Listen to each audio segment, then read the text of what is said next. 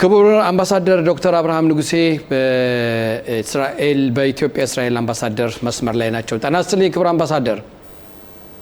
ጤና ይስጥልኝ አቶ አይቸው፣ እንዲሁም ተመልካቾቻችን አድማጮቻችን። ጤና ይስጥልኝ። እንዴት ነዎት? እኛ ደህና ነን። ያው እንደተለመደው አንተ እያልኩ እንዳወራ ከወዲሁ ፍቃድ ጠይቃለሁ። የተፈቀደ ነው። ሁልጊዜ መጠየቅ አያስፈልግም። የተፈቀደ ነው። እኛ ደህና ነን። በጣም ደህና ነኝ። በኢትዮጵያ ሁሉ ነገር በጣም ጥሩ ነው። ያለው ሁኔታ እንዴት ነው በአሁኑ ሰዓት ኢትዮጵያ ውስጥ? ባለፈው አንዳንድ ነገሮችን አውርተናል። በኢትዮጵያና በእስራኤል መካከል ያሉት ጥሩ ግንኙነቶች፣ አሁንስ ያለው ሁኔታ እንዴት ነው? በተለይ ምስራቅ አፍሪካ ውስጥ እስኪ። አዎ የሁለቱ ሀገሮች ወዳጅነት እጅግ በጣም ከቀን በቀን እያደገ የሚሄድና ደስ የሚል ሁኔታ ነው ያለው። በሁሉም ዘርፎች በምጣኔ ሀብቱ፣ በዲፕሎማሲው፣ በፖለቲካው፣ በደህንነቱ፣ በሁሉም አቅጣጫ የሁለቱ አገሮች ግንኙነት ከወዳጅነት አልፎ በአጋርነት ደረጃ የሚገለጽ ነው። ወደ ምስራቅ አፍሪካ ሄድን እንደሆን እንደሚታወቀው ኢትዮጵያ ከምስራቅ አፍሪካ አገሮች ውስጥ ዋነኛዋና በብዛትም በሕዝብ ብዛትም ሆነ በማንኛውም በኩል ዋና ሀገር ኢትዮጵያ ናት። የእስራኤልን ግንኙነት ስንመለከተው ደግሞ ከአጠቃላይ ከአፍሪካ ሀገሮች ቁርጠኛ ወዳጅ ኢትዮጵያ ናት ለእስራኤል። ወደ ሌሎች የአፍሪካ ሀገሮችም ለመሄድ ወደ አፍሪካ እስራኤል የምትወጣበት በር ኢትዮጵያ ነው እንደሚታወቀው። ስለዚህ ኢትዮጵያ የአፍሪካ ዋና ከተማ ስትሆን በሕዝብ ብዛትም ደግሞ ከናይጄሪያ ቀጥላ ሁለተኛውን ደረጃ ከአፍሪካ የያዘች ኢትዮጵያ ናት። ስለዚህ በምስራቅ አፍሪካ ውስጥ ያሉ ሀገሮች ከኢትዮጵያ ጋር የሚስተካከሉ ሳይሆን እነሱ በኢትዮጵያ አንጻር በሕዝብ ብዛትም ሆነ በብዙም አንጻር ስንመለከተው ኢትዮጵያ እንደ ዋነኛ ሀገር ናት። እንኳን ለምስራቅ አፍሪካ ለጠቅላላው አፍሪካም ኢትዮጵያ ዋና ወሳኝ ናት። እንደሚታወቀው በታሪክም ሆነ በተግባር እንደምናየው ለአፍሪካ መብራት፣ ለአፍሪካ ምሳሌ የሆነች ሀገር የሆነችው ኢትዮጵያ ናት። በነጻነትም በኩል የነጻነት ምሳሌ ናት። በድልም በኩል የድል ምሳሌ ናት ኢትዮጵያ።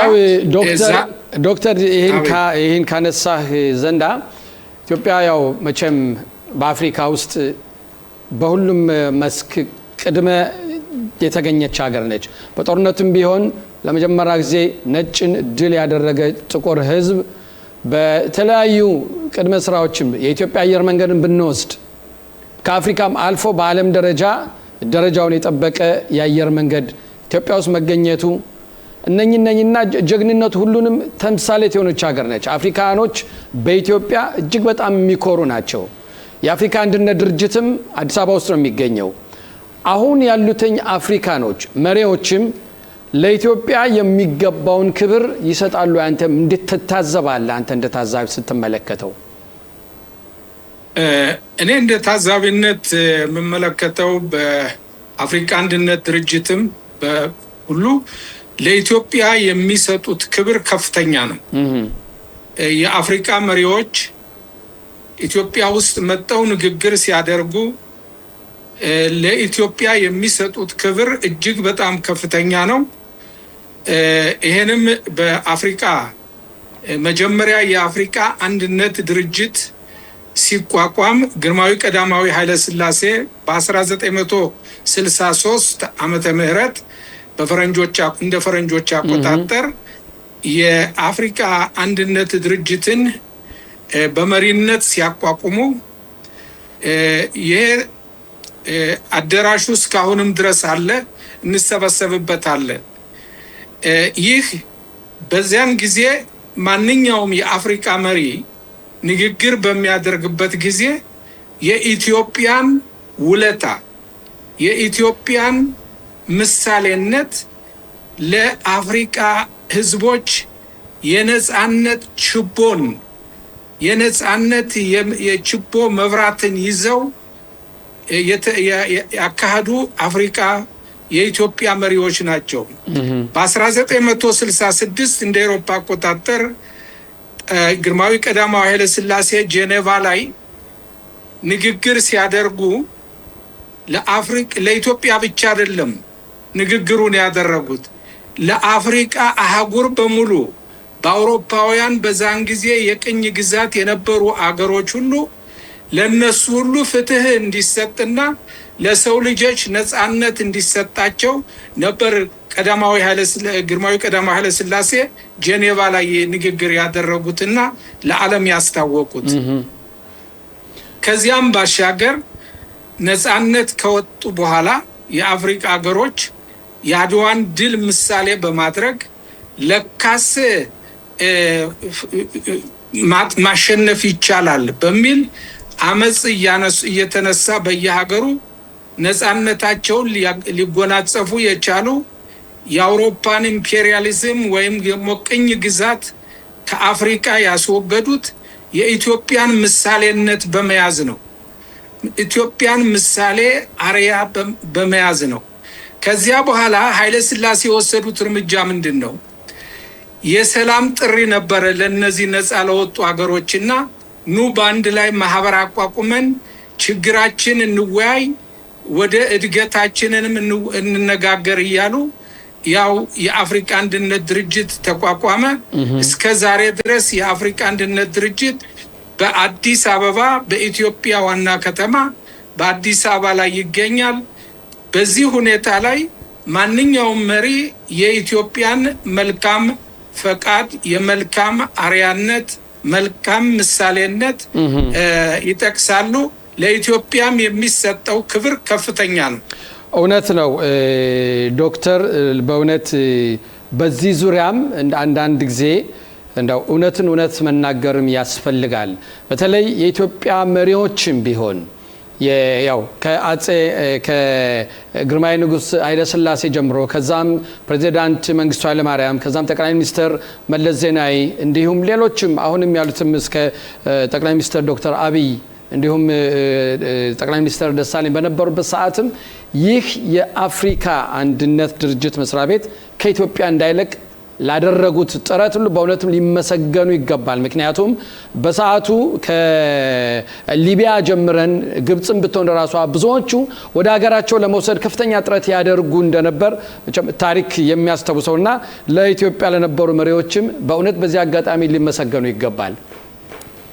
በጣም ሁሉም የኢትዮጵያ መሪዎች የኢትዮጵያን ሉዓላዊነት አስጠብቀው የኢትዮጵያንም አርማ ይዘው እስካሁኑ ትውልድ ድረስ ያስረከቡ የኢትዮጵያ ቆራጥ አገር ወዳድ መሪዎች ናቸው። እውነት ነው። ወደ ሶማሌላንድ እንሂድ። ሶማሌላንድ ከእስራኤል ጋር ያላት ግንኙነት ምን ይመስላል? እንዴት ነው? ምን አዲስ ነገር አለ እዛ? ክቡር አምባሳደር። አዎ እንግዲህ ሶማሌላንድም ከምስራቅ አፍሪካ ሀገሮች አንዷ ናት። እንደሚታወቀው ሶማሌላንድ ቀደም ሲል በቅኝ ግዛት ዘመን በእንግሊዞች ስትገዛ የኖረች ናት። በቅኝ ግዛትነት ነፃነቷን እስካገኘች ድረስ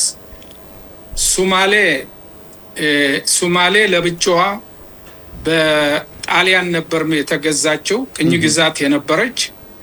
ሶማሌላንድ ግን በእንግሊዝ ነበረ። እንግዲህ ልዩነቱ እዚያ ላይ ነው የሚጀምረው። ሁለቱም እስራኤል አሁን እውቅና ሰጣለች።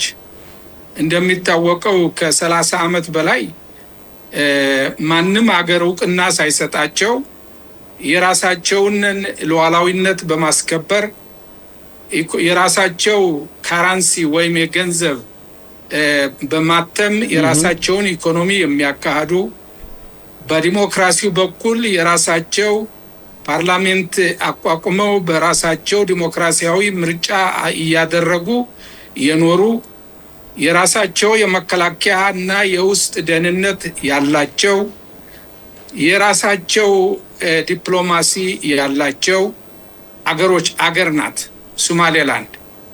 ነገር ግን ዓለም ጉራማይሌ ስለሆነ በትክክል ስለማይመለከት እስካሁን ድረስ ነፃነታቸውን እንደ ህዝብ እንደ አንድ ሀገር አልሰጣቸውም፣ እውቅና አላደረገም እስካሁን ድረስ። የሚገርመው ግን ለምንድን ነው ግን ዶክተር እነሱ አንድ ሀገር መስፈርቱ አላቸው። ለአንድ ሀገር እውቅና ለመስጠት የምታሟለው መስፈርት አለ።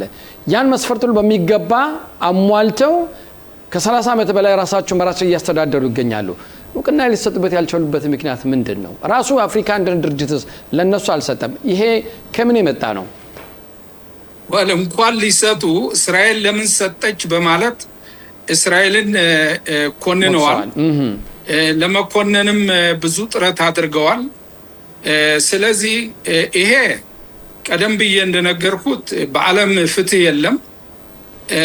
እንደሚታወቀው ሁሉ እስራኤል የተባበሩት መንግስታት አባል የሆነች ማንኛውንም ሀገር እውቅና የመስጠት መብት ያላትና መብቷን በመጠቀሟ ለምን ለሶማሌላንድ እውቅና ሰጠች በማለት ብዙ ወቀሴታ ደርሷል።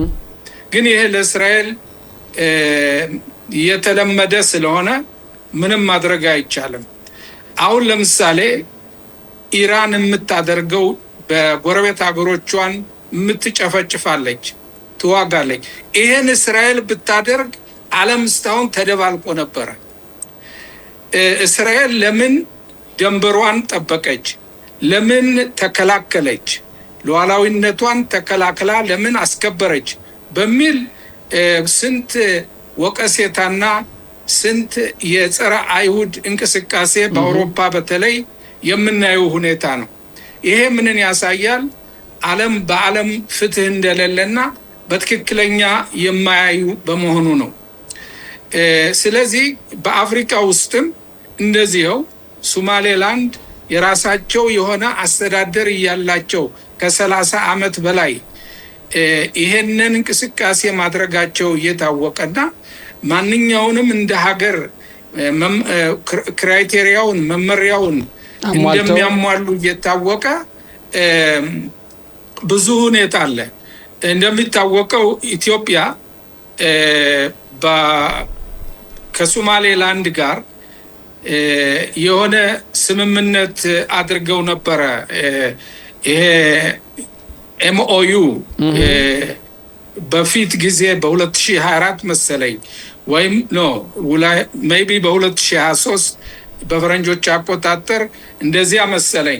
ያኔ በኢትዮጵያ ላይ ስንት ወቀሴታ ነው ያደረሱ። ለምን ከሶማሌላንድ ጋር ይሄን ስምምነት አደረጉ በማለት። ይሄ ምንድን ነው?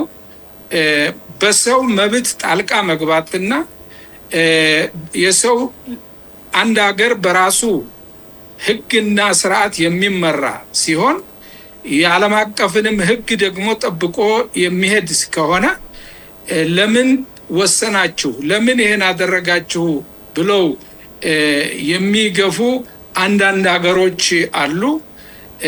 እስራኤልንም አሁን በዚህ በመካከለኛው ምስራቅም ሆነ በአፍሪካ አንድነት ድርጅት ለምን ሶማሌላንድን እውቅና ሰጠች በሚል ብዙ ተቃውሞ ነበረ።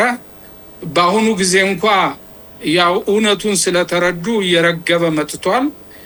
ያም ሆነ ይህ ግን እስራኤል የምታምንበትን ሂደት ከማድረግ ወደ ኋላ አትመለስም። የሶማሌላንድ ህዝቦች እንደ ማንኛውም ህዝቦች እንደ ማንኛውም ሀገር ነፃነቷን ጠብቃና ዳር ደንበሯን ሉዓላዊነቷን አስጠብቃ የራሷን እድገትና የራሷን ኢኮኖሚ እንድታካሂድ የእስራኤል መንግስት እውቅና ሰጥቷል። በአሁኑ ደረጃ በሁለቱ ሀገሮች መካከል ከፍተኛ የሆነ ትብብር አለ። በአምባሳደር ደረጃ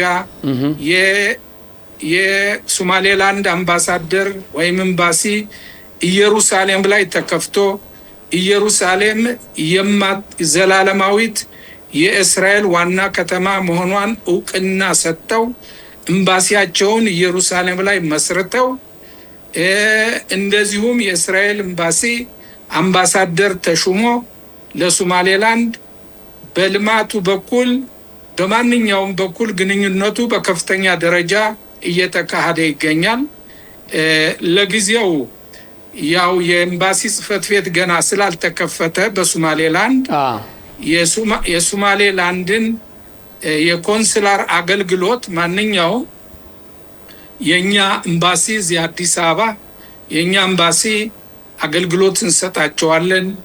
ወደ እስራኤል ሀገር ለመጓዝ ወይም ደግሞ ሌላ ሁኔታዎች በሚኖሩበት ጊዜ ሁሉ የኛ ኤምባሲ በዋና መስሪያ ቤታችን መመሪያ መሰረት አገልግሎትን እንሰጣለን። ለሶማሌላንድና ለደቡብ ሱዳን አገልግሎትን እንሰጣለን ተጨማሪ ማለት ነው። ጥሩ። እነዚህም ደቡብ ሱዳንም አንዷ የእስራኤል ወዳጅ በምስራቅ አፍሪካ የምትገኝ የእስራኤል ቁርጥ ወዳጅ ናት ደቡብ ሱዳን። እሺ ክቡር አምባሳደር እንግዲህ ያጠናቀቅን ነው። ለማጠቃለል ያህል በእውነት የሚሰራው ስራ እስራኤል ከአፍሪካ ጋር ያላት ግንኙነት አንተም የክኔሴት አባል በነበርክበት ሰዓት ብዙ እንደሰራህ ብዙ እንደጣርክ እኔም ራሴ ማስታወሳለሁ። በቦታውም ክኔሴት ድረስ በመምጣትም ዘገባ ያደረግንበት ወቅትም ነበር። አሁን አንተ በአምባሳደርነት ደረጃ ቁጭ ብለህ ስታየው ደግሞ ይሄ የበለጠ ስራው እየተካሄደ ነው ማለት ነው። ለማጠቃለል ያህል የምትለው ካለህ በለንና በዚሁ እንሰነባበት።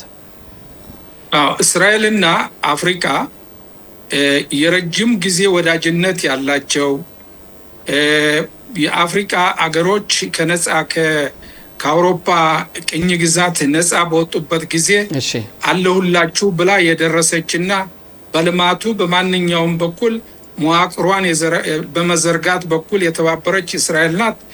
በአሁኑ ደረጃም ስንመለከት ለእስራኤል የዲፕሎማሲ ስትራቴጂውን ስንመለከት ለእስራኤል ቁርጠኛ ወዳጆች የአፍሪካ አገሮች ናቸው። በተለይ ኢትዮጵያ የኢትዮጵያ ጋር ያለው ወዳጅነት ልዩ ነው። እንደሌላው ሀገር አይደለም። በዘር፣ በሃይማኖት፣ በታሪክ፣ በባህል የተሳሰረ ህዝብ ነው።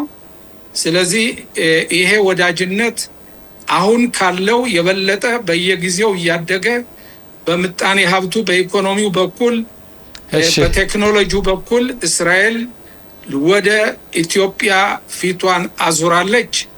ሁለቱም አገሮች ጥሩ ግንኙነት ላይ ናቸው። ክቡር አምባሳደር የእስራኤል አምባሳደር ነው የሚያገለግሉት በአዲስ አበባ። እግዚአብሔር ይስጥልን። በጣም እናመሰግናለን።